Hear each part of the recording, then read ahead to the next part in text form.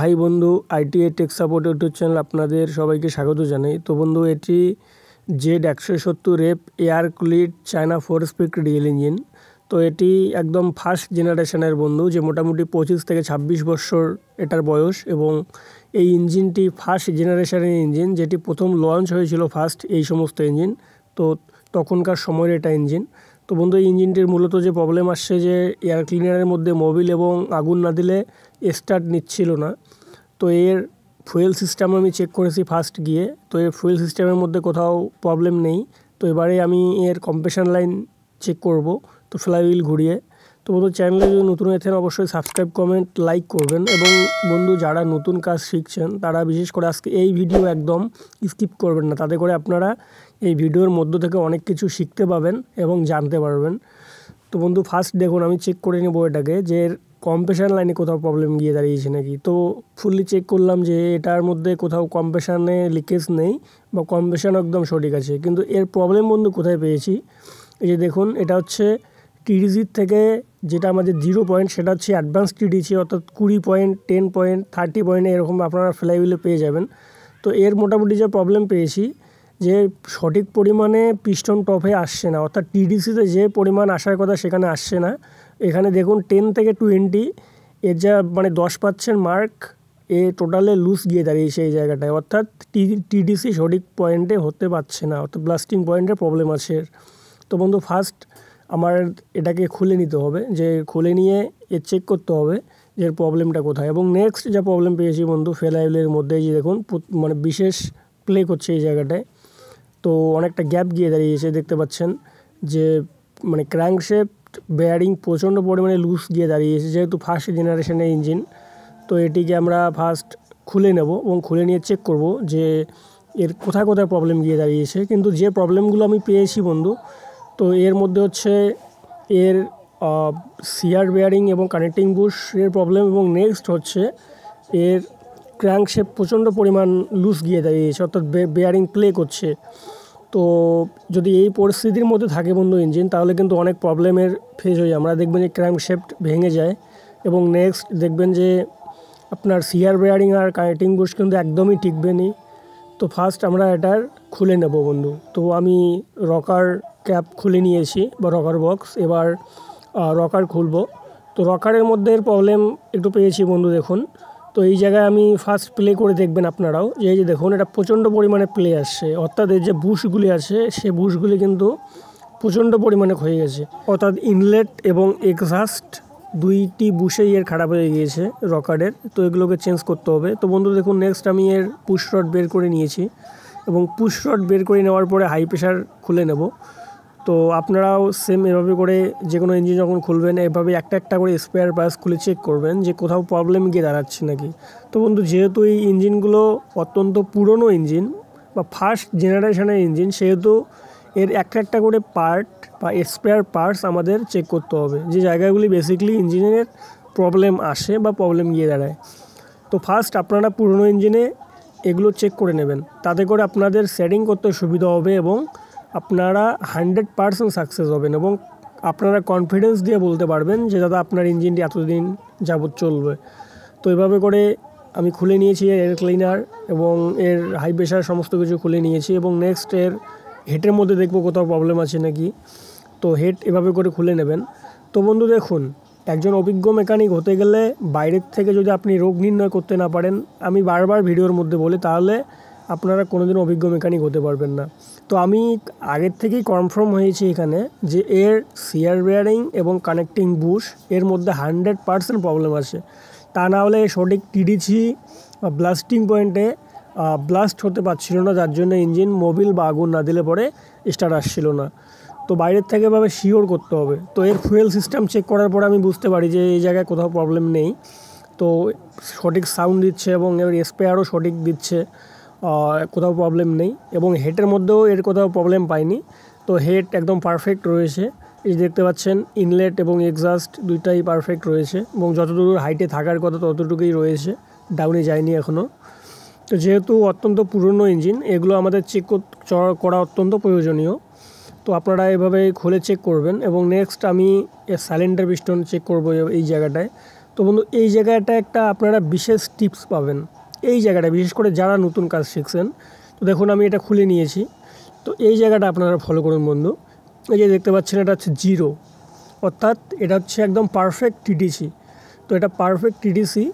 তো এই জায়গায় এবার দেখুন যে কতটা পরিমাণ ডাউনে চলে আসছে পিস্টন। দেখুন দেখতে পাচ্ছেন কতটা পরিমাণ ডাউনে, অর্থাৎ আমাদের যে ইঞ্জিনের যে সঠিক মেজারমেন্ট বা সঠিক টপ লাইন যতটুকু আসার কথা ততটুকু কিন্তু আসছে না। এখানে লাইনারের কলের থেকে আমি দেখতে পাচ্ছি মোটামুটি 2 mm ডাউনে রয়েছে পিস্টনের টপ ক্লিয়ারেন্স। তো এই টপ ক্লিয়ারেন্সটা আমাদের মাথায় রাখতে হবে।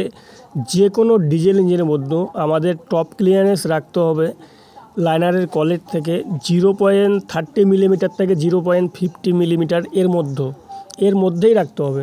যদি বেশি রেখে দেন তাহলে কি প্রবলেম আসবে বন্ধু, দেখবেন যে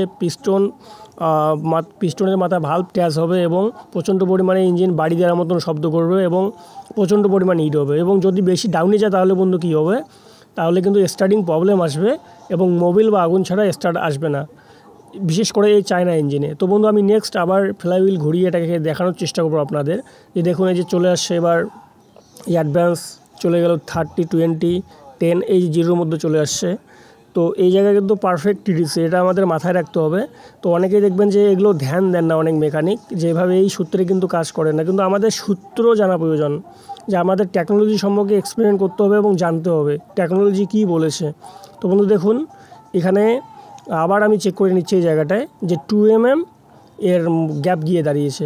তো এর গ্যাপটা কভার করেছে কি বন্ধু, অর্ধেকটা করেছে সিয়ার বেয়ারিং এবং অর্ধেকটা করেছে কানেক্টিং বুশ। তো এই জায়গাটা আমাদের খেয়াল রাখতে হবে সব সময়ের জন্য। এবং এই ইঞ্জিনটার যা প্রবলেম আসছিলো মূলত সব থেকে বড় এই জন্যই কিন্তু এর স্টার্টের প্রবলেম আসছিলো, অর্থাৎ ব্লাস্টিং পয়েন্টে এর প্রচণ্ড পরিমাণ গ্যাপ গিয়ে দাঁড়িয়েছে। তো বন্ধু এই সমস্ত ইঞ্জিনে আমাদের একটা ক্লিয়ারেন্স রাখতে হবে, যেটা আমি বলে দিচ্ছি আপনাদের, যে পিস্টন থেকে এর হেডের যে ক্লিয়ারেন্স রাখবেন, অর্থাৎ পিস্টন টপ থেকে হেডের যে ক্লিয়ারেন্স সেটা হচ্ছে 0.80 মিলিমিটার থেকে 1 mm পর্যন্ত এর মধ্যে রাখতে হবে। যদি 1 mm থেকে বেশি বেড়ে যায়, দেখা যাচ্ছে যে 1.10 বা 1.20 দাঁড়িয়েছে, তারপরেও কিন্তু স্টার্ট আসবে। কিন্তু যখনই এর থেকে বেশি পরিমাণ দাঁড়াবে তখনই কিন্তু আপনাদের স্টার্টিং প্রবলেম 100% আসবে। আমি ফুল কনফিডেন্স দিয়ে বলতে পারি, এবং টেকনোলজি যেটা এক্সপেরিমেন্ট করেছে এই সমস্ত ইঞ্জিনে। তো বন্ধু আমি ফার্স্ট এখানে খুলে নেব আগে সিয়ার বেয়ারিং। তো সিয়ার বেয়ারিং খুলে চেক করবো যে সিয়ার বেয়ারিংয়ের কতটা পরিমাণ এর গ্যাপ গিয়ে দাঁড়িয়েছে এবং এর যা ক্র্যাঙ্কশেপ কী রয়েছে এগুলো চেক করতে হবে। তো আমি ফার্স্ট খুলে নিচ্ছি এভাবে করে। কিন্তু বন্ধু একটা ইঞ্জিনের যখন পারফেক্ট আপনি কাজ করবেন, আপনাদের এই সাইডগুলো বা এই দিকগুলো আপনাদের নজর করতে হবে। তো দেখুন আমি এটার সিয়ার বেয়ারিং খুলে নিয়েছি এবং সিয়ার বেয়ারিং দেখতে পাচ্ছেন এত পরিমাণ ক্ষয়ে গেছে, যার জন্য কিন্তু প্রচণ্ড গ্যাপ গিয়ে দাঁড়িয়েছে সেই জায়গায়। তো এটা হচ্ছে অপোজিট সাইড বা রাইট সাইড সিয়ার বেয়ারিং ক্যাপ দেখতে পাচ্ছেন কোথাও কোথাও গর্ত গিয়ে দাঁড়িয়েছে এবং প্রচণ্ড পরিমাণে ক্ষয়ে গেছে। এবং নেক্সট বন্ধু এর এলপি সেট এখন বের করে নিব আমি। তো দেখুন ফাইনালি বের করে নিয়েছি। তো বন্ধু এই জায়গাটায় দেখুন এই যা সিয়ার বেয়ারিং যে প্রচণ্ড পরিমাণে যেটা খারাপ হয়ে গেছিলো, এই যে দেখুন সাইডগুলো দেখতে পাচ্ছেন মানে পুরো ঘষা লেগে গেছে একদম ক্র্যাঙ্কশ্যাফটের সঙ্গে।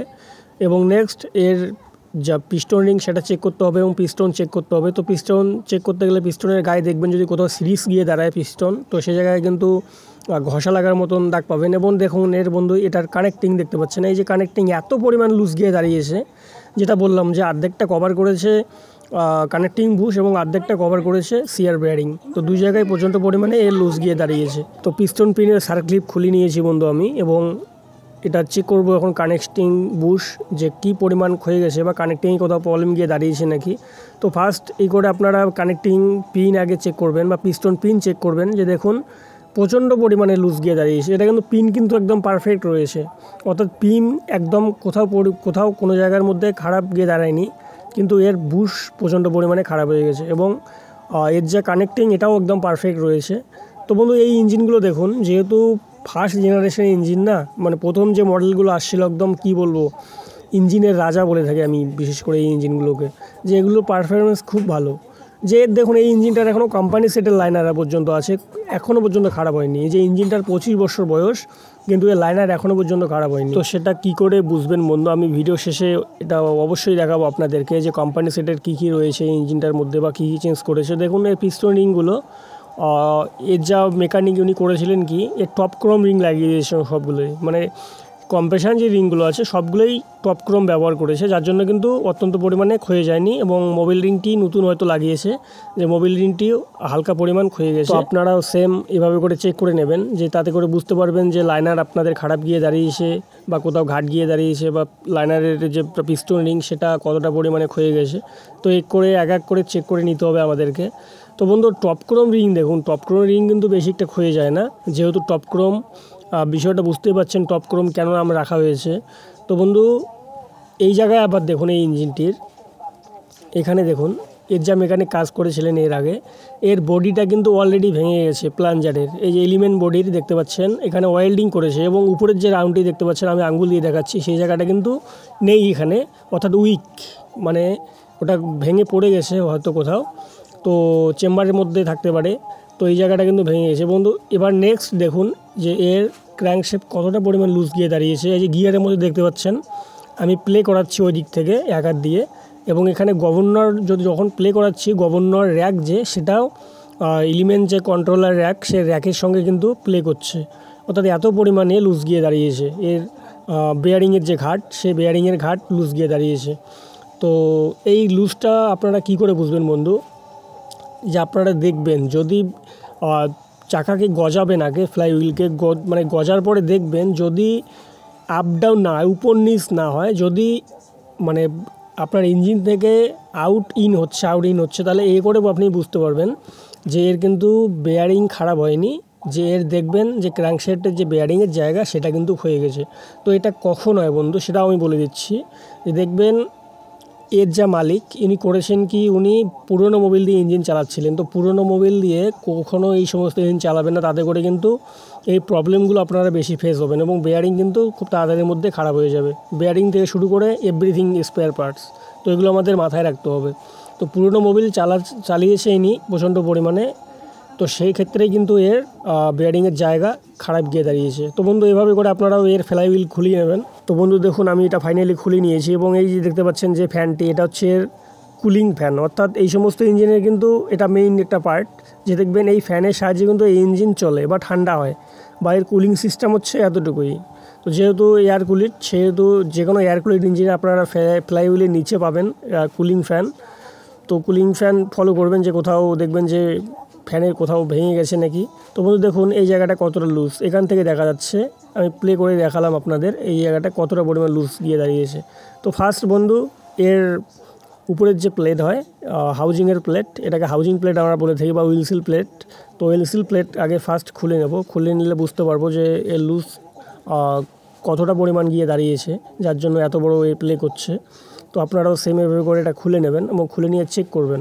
এবং বন্ধু এই জায়গাটা একটা বিশেষ সেটিং আছে, তো আপনারা নেক্সট ভিডিওগুলির মধ্যে যখন ইঞ্জিনটা আমি সেটিং করব, সেই ভিডিওর মধ্যে আমি আপনাদের অত্যন্ত গুরুত্বপূর্ণ টিপসগুলো প্রদান করব। এবং ফাইনালি দেখুন এটা খুলে নিয়েছি। তো এই জায়গায় এখানে দেখুন দেখা যাচ্ছে যে আপনার যে সার্কলিপের জায়গা, সেই সার্কলিপের জায়গা থেকে মোটামুটি এটাও 2 mm পর্যন্ত প্লে করছে। তো 2 mm প্লে যখন রাখবেন বন্ধু, প্রবলেম কোথায় গিয়ে দাঁড়ায় দেখবেন, যদি ডুপ্লিকেট ক্র্যাঙ্ক হয় সেক্ষেত্রে তো 2 দিনেইও টিকবে না, 2 দিনের মধ্যে ভেঙে যাবে, নাম্বার 1। তো যেহেতু এটা অরিজিনাল চাইনিজ এবং ফার্স্ট জেনারেশনের ইঞ্জিন, সেক্ষেত্রে কিন্তু এটার কোনো কিছু প্রবলেম গিয়ে দাঁড়ায়নি এবং ভাঙেনি। তো এগুলো আমাদের ফলো করতে হবে। তো ফার্স্ট এটাকে আমি এবার বের করিয়ে নেব, এবং নেক্সট অপোজিট সাইডে এটার গভর্নর খোলা হয়নি। তো যেহেতু এর প্লাঞ্জারের জায়গাটা মোটামুটি ভেঙে গেছে, বা প্লাঞ্জার বডি ভেঙে গেছে, সেক্ষেত্রে ওদিকে আর আমি হাত দেবো না, এবং প্লাঞ্জার সঠিক পরিমাণ তেল দিচ্ছে। তো সেক্ষেত্রে আমি ক্যামশেফট বের করে নিই, এবং এভাবে করে এর আগে ক্র্যাঙ্কশ্যাফট বের করে নেব। তো বের করে নিয়ে দেখতে হবে আমাদের যে এর যে গ্যাপ গিয়ে দাঁড়িয়েছে সেটাকে কি করে ঠিক করা যায়, বা এর প্রবলেম সলভ করা যায়। তো আমি নেক্সট অপোজিট সাইডে বাড়ি আর মারলাম না, এভাবে যেহেতু লুজ গিয়ে দাঁড়িয়েছে সেক্ষেত্রে একটু হালকা ঝাঁকি মেরে বের করিয়ে নিয়ে আসছি। এবং দেখুন বন্ধু এটা ফাইনালি বের করেছি, এবং এর যা প্রবলেম, তো ফার্স্ট এই জায়গা থেকে গভর্নর আগে চেক করবো এই জায়গাটায়। তো গভর্নর একদম পারফেক্ট রয়েছে, কোথাও প্রবলেম নেই। তো এবং গিয়ার, তারপর হচ্ছে আপনার অপোজিট সাইডের যে বেয়ারিং, তো অপোজিট সাইডের বেয়ারিং হালকা পরিমাণে একটু খারাপ হয়ে গেছে। তো আমি দেখাবো আপনাদের যে দেখুন অল্প একটু প্লে করছে, এই যে দেখুন অল্প একটু প্লে করছে, তো একটু চালানো যাবে, এটা কোনো ব্যাপার না। তো এই জায়গাটায় বন্ধু আমি একটা কথা বলবো যে অনেক মেকানিক দেখবেন যে অল্প একটু প্রবলেম পেলেই কিন্তু চেঞ্জ করে দেয়। তো চেঞ্জ করার প্রয়োজন নেই বন্ধু, আমাদের সঠিক কাজ শিখতে হবে, টেকনোলজির এক্সপেরিমেন্ট আমাদের জানতে হবে যে টেকনোলজি কী প্রদান করে থাকে আমাদের, সেই টেকনোলজি সম্বন্ধে আমাদের ধারণা নিয়ে আসতে হবে, তাহলে আমাদের পারফেক্ট সেটিং হবে।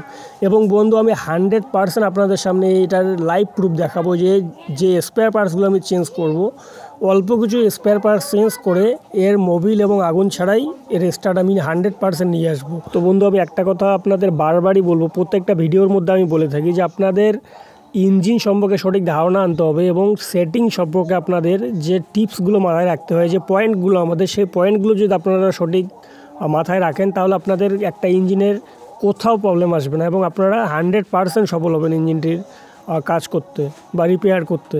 তো এগুলো আমাদের মাথায় রাখতে হবে বন্ধু। ফার্স্ট দেখুন এটা বের করে নেব আমি, তো বের করে নিয়ে দেখবো যে এর গ্যাপ কতটা পরিমাণ দাঁড়িয়েছে, তো এইভাবে করে আপনারাও বের করবেন। তো যেহেতু আজকে সময় অনেক কম ছিল আমার, তো সেই ক্ষেত্রে আমি একটু তাড়াহুড়োর মধ্যে এটা ওপেন করেছি। তো দেখতে পাচ্ছেন এই জায়গাটা সবথেকে বেশি পরিমাণ ক্ষয়ে গেছে এবং বেয়ারিং কিচ্ছু হয়নি এখনও, বেয়ারিং চলবে এখনও, কোনো প্লে আসছিল না।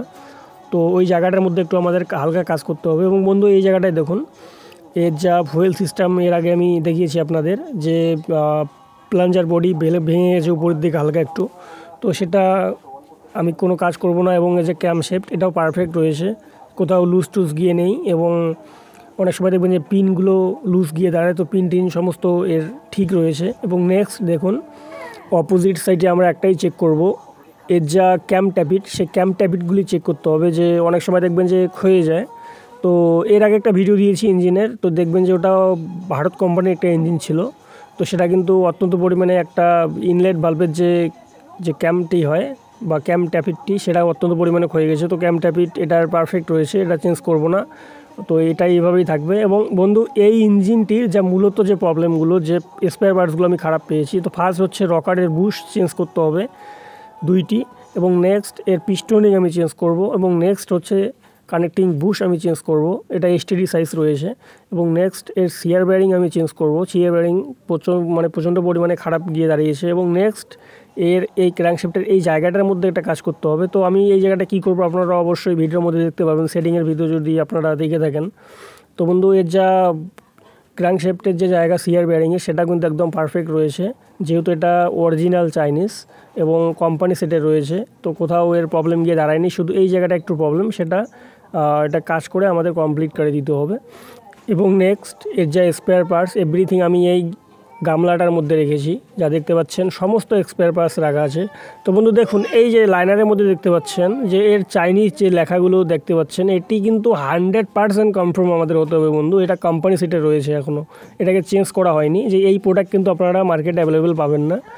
তো দেখুন এর যা পিস্টন, এই পিস্টনও কিন্তু একদম পারফেক্ট রয়েছে। তো পিস্টন যদি খারাপ হয়ে যায় আপনারা সাইডগুলো ফলো করবেন, দেখবেন যে ঘষা দাগ চলে আসে এবং দেখবেন যে গ্রুপ যদি ভাঙে, তো এই ক্ষেত্রে আপনারা পিস্টন চেঞ্জ করবেন। তো পিস্টন এটার পারফেক্ট রয়েছে, পিস্টন যেভাবে আছে এটাই রেখে দেবো আমি। এবং বন্ধু চ্যানেলে যদি নতুন হয়ে থাকেন অবশ্যই সাবস্ক্রাইব, কমেন্ট, লাইক অবশ্যই করবেন। এবং এর পরবর্তী নেক্সট যে সেটিংয়ের ভিডিওগুলি ফলো করবেন, তার থেকে অনেক কিছু আপনারা শিখতে পারবেন এবং পারফেক্ট সেটিং আপনারা এই সমস্ত ইঞ্জিন করতে পারবেন। তো বন্ধু আজকে এ পর্যন্তই, ধন্যবাদ।